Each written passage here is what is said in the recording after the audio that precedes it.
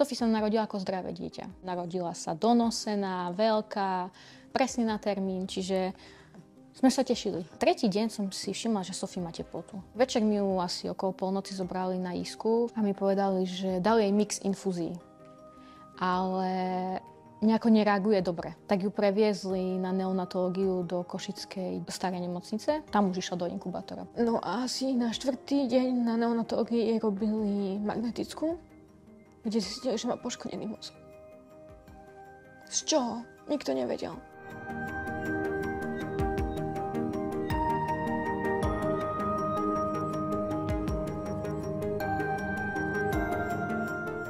Po 6 týždňoch nám povedali, že môžeme ísť domov. Ale že nevedia, čo je. Proste oni vyriešili tú epilepsiu, ale netušia, čo je. No a do pol roka, dá sa povedať, jej života prišla genetika. Že vlastne genetická metabolická porucha, o ktorej nikto nikdy nepočul.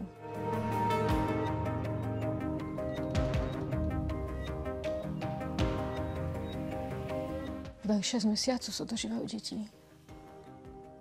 Lebo zrútil sa svet. No, ale mýlili sa.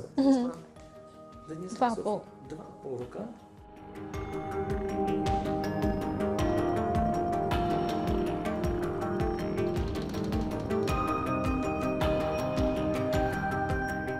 Z peňazí, ktoré by sa nám podarilo vyzbierať, tak vlastne celý výťažok pôjde na kmeňové bunky.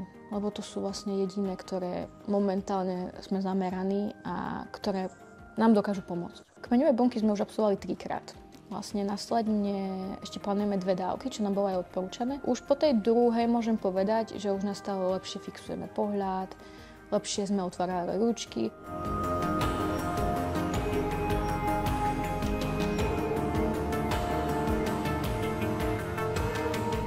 Vy si ju priviniete, cítite, jak jej bije srdiečko, tá láska je ešte silnejšia.